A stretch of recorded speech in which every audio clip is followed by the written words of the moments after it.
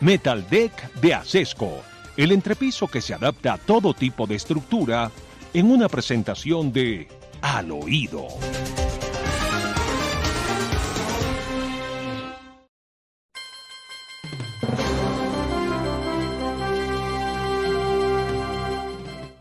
Bueno, yo no recuerdo que hubiera tanta unanimidad o tan abrumadora mayoría para elegir a alguien en algún cargo como la que hubo para elegir a Gregorio El Hash como Procurador General de la Nación. No, no existió, no, de verdad no, nunca. Es la reunión de todos los partidos políticos alrededor de Gregorio El Hash, quien fuera secretario del Senado de la República, doctor Fernando, y que ayer, yo debo decir, yo escuché las 3 intervenciones porque esto fue muy rápido. Primero se escuchó la intervención de Germán Barón Cotrino, luego la de Luis Felipe Henao y por último fue la intervención de Gregorio El Hash, quien posteriormente tuvo una reunión con los otros candidatos. Estuvieron los 3 conversando en algún rincón del Salón de Apoyo del Senado de la República y luego se produce la elección. Estas algunas de las palabras que tuvo el Gregorio El Hash, el nuevo Procurador General. Doctor Fernando, escuchamos. Cuidado para corresponder no solamente a la confianza que me brindan hoy, sino también a la amistad que con muchos de ustedes he podido cultivar. Como dije antes, quiero destacar el valor del consenso que hemos logrado hoy aquí. La buena política puede lograr el consenso. Una expresión que me acompaña en mi vida pública y al que hoy le doy todo el valor es lo que decía el canciller alemán Otto von Bismarck: la política es el arte de hacer posible lo que es necesario. Si nos pudimos poner de acuerdo para elegir Procurador General de la Nación en medio de las diferencias, porque soy el resultado de grandes diferencias, podemos hacerlo también para tomar otras decisiones que los colombianos necesitan y reclaman. Desde este recinto les digo a los colombianos todos, a los líderes de las 3 ramas del poder público, a los líderes de los organismos de control y autónomos, a la dirigencia empresarial y de los sectores sociales, que voy a trabajar sin tregua por el logro de unos consensos institucionales esenciales. Bueno, tiene muchos retos, entre otros, doctor Fernando, hace respetar la institucionalidad atacada y acechada por el mismo Gustavo Petro, que en reiteradas ocasiones ha propuesto que hay que eliminar la Procuraduría. De hecho, ayer leía yo también algunos comentarios y vi videos de congresistas del Partido Verde diciendo que la Procuraduría era una institución obsoleta, que ya no tenía sentido tener una Procuraduría. Bueno, tiene ese gran reto Gregorio El Hash: mantener unidas las instituciones, proteger la institucionalidad de su principal enemigo, que viene siendo el presidente de la República, que ha dicho hay que acabar con la Procuraduría porque fue esa Procuraduría la que lo destituyó, lo inhabilitó y contra la cual tuvo que luchar para volver a la función pública y convertirse en presidente de Colombia. Y aquí una cuñita que me parece que vale la pena, doctor Fernando. Dice Gustavo Petro todos los días, porque todos los días lo dice, que a él le están dando un golpe blando, que le están dando un golpe duro, que él es una persona perseguida, que no lo dejan gobernar. Ese es lo mismo que dijo cuando era alcalde de Bogotá. Todo el tiempo lo dice. ¿Cuál golpe blando, doctor Fernando? Le eligieron fiscal general de la Nación la doctora Luz Adriana Camargo. Con todo y presión, ¿no? ¿Recuerda? Asediaron el Palacio de Justicia, encerraron a los magistrados, duraron más de 8 horas allí, no los dejaron salir a almorzar, le eligieron fiscal general de la Nación. Contralor General de Gustavo Petro. Defensoría del Pueblo, una señora muy afín a Gustavo Petro. Junta del Banco de la República el próximo año, pues será de Gustavo Petro. Magistrados de la Corte Constitucional, veremos si logra poner las mayorías en la Corte Constitucional. Y la cereza del pastel, Procurador General de la Nación, de Gustavo Petro. ¿Cuál golpe blando? ¿Cuál golpe de Estado? ¿Cuál qué, doctor Fernando? Esto demuestra que Petro ha hecho todo lo que ha querido. Yo no veo dónde está el golpe blando del que todos los días habla y con el que sale a hacer gala de que está siendo perseguido. Y ojalá supiéramos qué es lo que Petro quiere. Bueno, 2 cosas importantísimas. La primera, esto de los niños que a los 5 años de edad tienen ya facultad y presencia y capacidad para decidir si quieren ser hombrecitos o mujercitas Eso es simplemente una crueldad, eso es una estupidez. Eso, ¿a quién se le puede ocurrir poner a un niño de 5 años en ese disparadero? Doctor Fernando, ¿a quién se le puede ocurrir? Se le ocurre nada más y nada menos que a Luis Carlos Leal, que es el hoy superintendente de salud. Luis Carlos Leal es un activista LGTBI que hoy ocupa el cargo muy importante de superintendente de salud del gobierno Petro. Ayer salieron las familias preocupadas, grupos cristianos, doctor Fernando, y lo hacen muy bien. Salieron a protestar en contra de Luis Carlos Leal, exigiéndole que con los niños no se meta.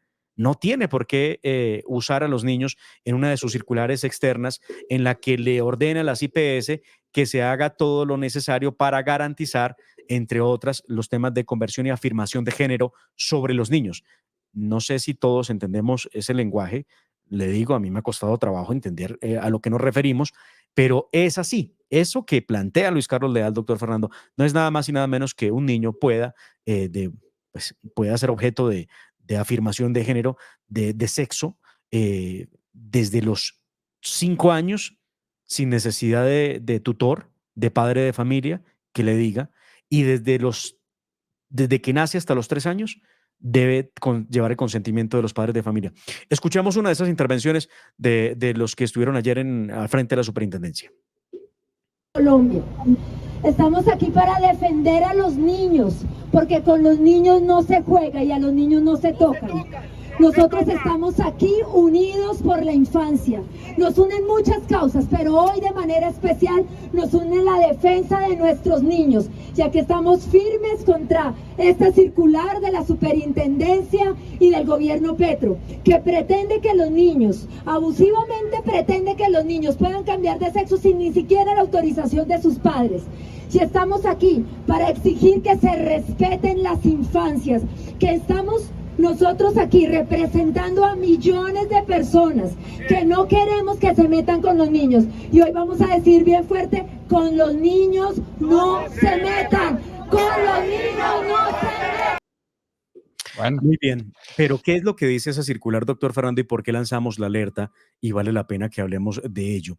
Resulta que nosotros conocimos de la circular y extrajimos algunos apartes. Este es el más importante de ese documento que expide Luis Carlos Leal. Aquí lo presento en pantalla. Dice la circular externa que va dirigida a las IPS y EPS para que esto sea posible lo siguiente: contar de acuerdo con el nivel de complejidad, con el talento humano que brinde apoyo integral en los tratamientos y procedimientos de afirmación o reafirmación de género a niños, niñas y adolescentes trans, promoviendo la articulación de sus redes afectivas y de cuidado. Dice el documento. Pero dice también, esto pegándose a una sentencia de la Corte Constitucional.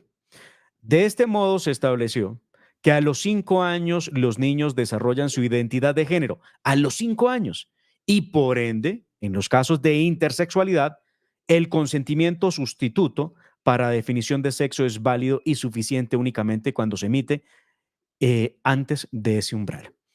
Sí, Luis Carlos Leal lo niega, doctor Fernando, pero esto lo que indica es que un niño de 5 años puede definir si quiere cambiar, mutilarse los órganos genitales, si quiere alterarlos, si quiere someterse a cualquier tratamiento. Qué horror, qué horror, qué horror, qué espanto, qué espanto.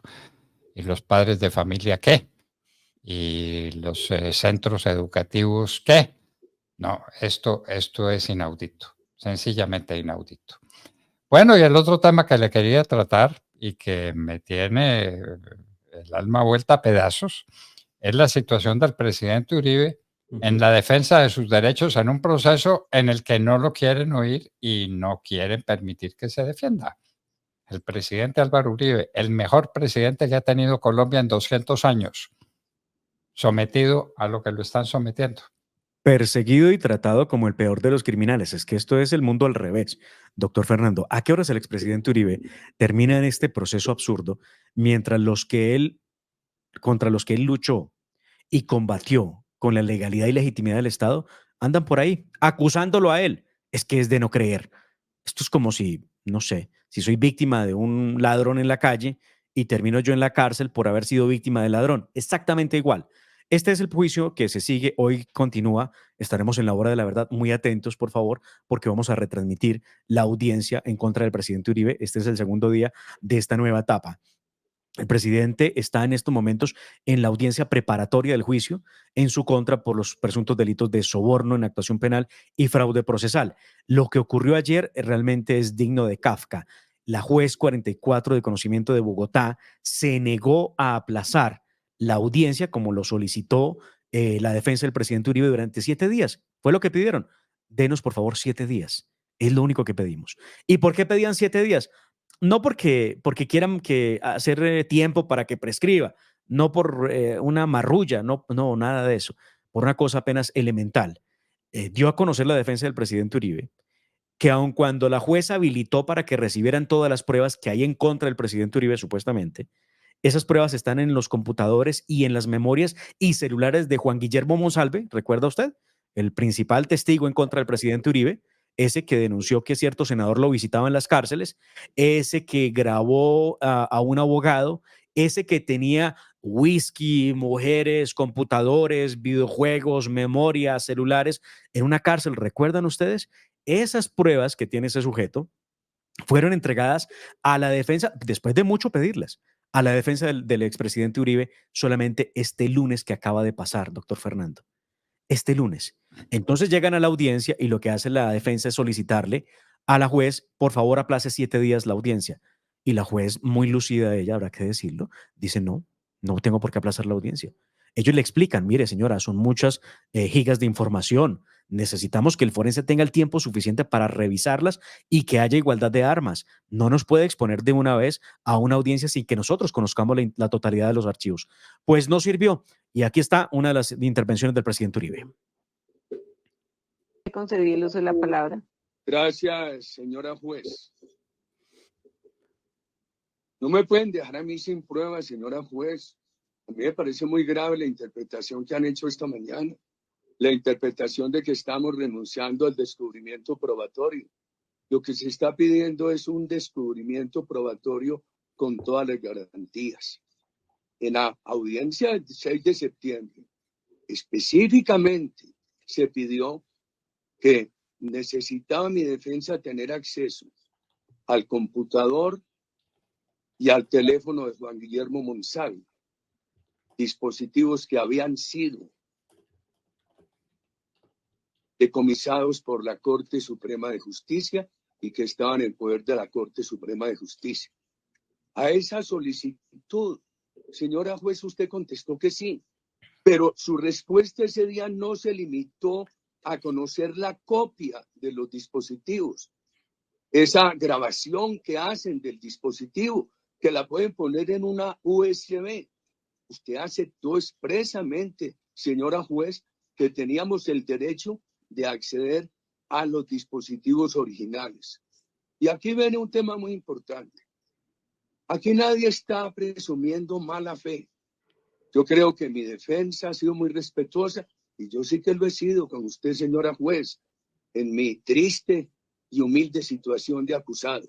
Sí que he sido respetuoso y lo seguiré siendo. Pero lo que yo no entiendo es que después de que el doctor Granado le explica a usted con toda la diligencia con la cual se ha procedido y que a pesar de toda esa diligencia, respetando protocolos de fiscalía y de corte, solamente el lunes de esta semana, al filo de las 6 de la tarde, acabaron de entregar los dispositivos o de permitir que la defensa tuviera acceso a ellos y que la evaluación, la investigación pericial de esos dispositivos toma tiempo, que no es un invento nuestro, es un tema técnico, es un tema de expertos, es un tema de la ciencia forense y por eso se le pidió a la señora juez ese plazo, lo nieguen. Y entonces, señora juez, de ahí viene una circunstancia que es muy importante recalcarle a usted y a la audiencia. El doctor Jaime Granados fue claro esta mañana en decirle que ese aplazamiento no extendía más allá del 17 de octubre, que es la fecha que usted ha fijado como fecha final de esta audiencia no extendía esa fecha, que era simplemente un reacomodo dentro de ese periodo. ¿Y para qué se pidió ese aplazamiento? Para que los cuerpos técnicos, los peritos, puedan hacer un análisis de lo que hay en esos dispositivos originales. ¿Por qué? Nosotros no podemos. Bueno, La respuesta de la juez, doctor Fernando, fue la siguiente. Le voy a leer para no ver el video. Para evitar que el proceso se dilate de forma innecesaria, porque repito, el descubrimiento probatorio ya lo tuvo el señor defensor, podría también entonces el despacho asegurar que la defensa parte del principio de la mala fe en la fiscalía y que esa copia espejo no corresponde entonces con la información que obtuvo de los originales que reposan en la Corte Suprema de Justicia. En manera alguna se puede suspender este acto procesal para realizar verificación de la información con la que ya se cuenta desde el 12 de septiembre. No les da el beneficio al presidente Uribe y su defensa de poder ampliarles el término. La dirigencia, doctor Fernando, terminó con que el presidente Uribe se retiró sobre las 2:30 de la tarde, el abogado Jaime Granados sobre las 9:40 de la mañana, ambos pues obviamente molestos y preocupados porque los están llevando a una audiencia donde no les han permitido conocer y revisar a fondo la prueba que existe en la fiscalía sobre esos dispositivos. la prueba que tiene un testigo que es un bandido. Ah, claro, porque a ese bandido sí hay que creerle, ¿no? A otros no. Fui profesor de Derecho Probatorio varios años y enseñé siempre lo que se llama la crítica del testimonio. Para valorar lo que un testigo dice hay que ser un experto en crítica. Y la primera condición es ver quién es el que rinde el testimonio. ¿Quién es el señor que acusa a Álvaro Uribe Vélez? Un perfecto bandido. Bandido. El mejor presidente de la República que Colombia ha tenido, enfrentado a un bandido. Y pide que le den un pequeño espacio para verificar que lo que el bandido dice esté comprobado con pruebas técnicas y se lo niegan. Y lo grave de todo esto es que el presidente Uribe, después de estas intervenciones, doctor Fernando, espera que la juez le conteste y la juez lo pone en una situación que me parece tremenda. Le dice, ¿usted se declara inocente o culpable de esto? Y el presidente Uribe le dice, venga, no me pongan esto. O sea, pero por favor, no me violen mal los derechos. Pues muy bien, el presidente Uribe se retira, como le dije, sobre las 2:20, 30 de la tarde, y la juez dice que tras el retiro del presidente Uribe se presume que él se ha declarado inocente. Y así continúa. Vamos a ver hoy cómo se comporte la audiencia. Pero además, nuestros oyentes están inquietos por una afirmación que hicimos y que no pueden creer. El presidente Petro se ha manifestado en favor y se ha manifestado con dolor por la baja que le dieron las fuerzas israelíes a un bandido, a Nasrallah. Usted nos puede mostrar claro. cuál es ese trino de Petro para que tengamos la seguridad de estar diciendo lo que decimos. Pero por supuesto, doctor Fernando. Aquí está. Esto fue lo que dijo Gustavo Petro de la baja de Nasrallah. Le leo. Este es un trino de Gustavo Petro del 30 de septiembre a las 2:12 de la tarde. Asesinaron a 700 inocentes para asesinar a un clérigo líder e inteligente. A un clérigo líder e inteligente. Qué maravilla. A un terrorista, bandido, fue lo que asesinaron.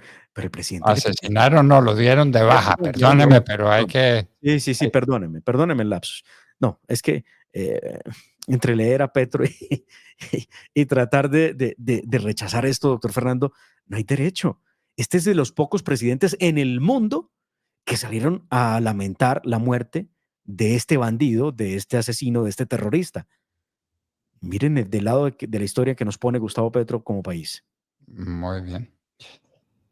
Pliego de cargos contra la campaña de Petro. ¿Qué pasó con eso, finalmente?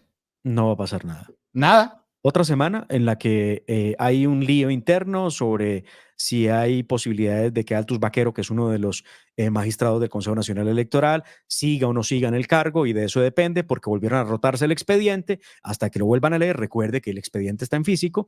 Yo no entiendo por qué no lo leen en digital, tiene que ser en físico, y en ese orden de ideas, doctor Fernando, esta semana tampoco votaron el expediente que acusaría a la campaña de Gustavo Petro de volarse los topes electorales. En físico y hay un solo ejemplar. Sí. Entonces ahí podemos durar. Son 10 magistrados, uno, recuerde, es de las FARC o de comunes, que no tiene voz y voto, pero tiene derecho a conocer, por supuesto, los asuntos. Así que si nos vamos del uno en uno y cada uno se demora 3 semanas, pongámosle un mes para cada uno. Entonces, probablemente cuando, ojo, porque eso está por prescribir, son 3 años, cuando termine el último de revisarlo, ya no habrá manera de que haga nada el Consejo Nacional Electoral. ¿Qué pasó con los carrotanques? ¿Ahí se siguen perdiendo? ¿Se siguen pudriendo? Pues aquí hay el reporte de qué pasó con los carrotanques. Veamos qué ha dicho este ciudadano que hace el reporte desde el sitio donde se dan los carrotanques. Un recorrido por donde se hallan los famosos carrotanques de la UNGRD. K11 se advierten inmovilizados, parqueados desde mucho tiempo atrás. Parqueados sin prestar ningún servicio en esta, la capital indígena de Colombia, Uribia, que se hallan los mismos parqueados de tiempo atrás sin prestar todavía ningún servicio, ninguna utilidad, y donde la ausencia de agua es uno de los problemas más graves de esta comunidad de la Alta Guajira. Bueno, muy bien. Bueno, Demari, para que terminemos, la senadora Cabal cometió una equivocación, un lapsus, y terminó votando por el que no quería votar. Y cuando fue a corregir el voto, le dijeron que no, ¿verdad? No, y la han dilapidado, le han dado muy duro en redes sociales por ese error que cometió. Y yo no entiendo, es una persona que ha venido haciendo oposición todos los días, ha demandado decretos, ha demandado circulares del gobierno Petro, ha criticado duramente al ministro de Hacienda, que pues es la persona con la que se iba a votar la moción de censura, y aún así siguen acusándola de que se volvió petrista. Pues hombre, me parece un poco injusto con la senadora Cabal. Y aquí muestro el trino que ella publicó el día de ayer, aclarando la situación ante una noticia que presentó. Esto es La Silla Vacía. Ella escribió: ha sido clara mi oposición contra este gobierno. Lamentablemente, por error, el voto fue equivocado. Soy y seré férrea opositora de este sistema destructor de Colombia. Es lo que ha dicho la senadora María Fernanda Cabal ante los comentarios que indican que ella votó de esa manera. Pero igual, doctor Fernando, la votación en favor del ministro de Hacienda fue abrumadora. Hubo solamente 9 votos a favor de la moción de censura. El voto de la senadora María Fernanda Cabal no fue decisivo, como para que vengan a decir que entonces salvó al ministro de Hacienda. No, hay que informarse, hay que revisar muy bien, porque solamente hubo 9 votos a favor de esa moción de censura. Lejos, muy lejos de los más de 53 que recibió el ministro de Hacienda estaba la moción de censura que se propuso. Bueno, muy bien. Bueno, mi querido Demar, entonces en eso estamos, y estando en esto, los queremos invitar para que nos acompañen mañana a partir de las 6 en punto de la mañana, cuando estaremos de regreso, Dios mediante. La familia Ramírez duerme tranquila porque su techo está bien hecho. Bien hecho como las cubiertas Acesco. Por su doble capa protectora, son ultra resistentes a la corrosión y al paso del tiempo. Para que tu techo quede bien hecho, exige calidad Acesco. www.lahoradelaverdad.com.co. Escúchenos desde cualquier parte del mundo a través de nuestra página de internet. Opinión, deportes, cultura y entrevistas. Visítenos y participe. www.lahoradelaverdad.com.co. Pase la voz.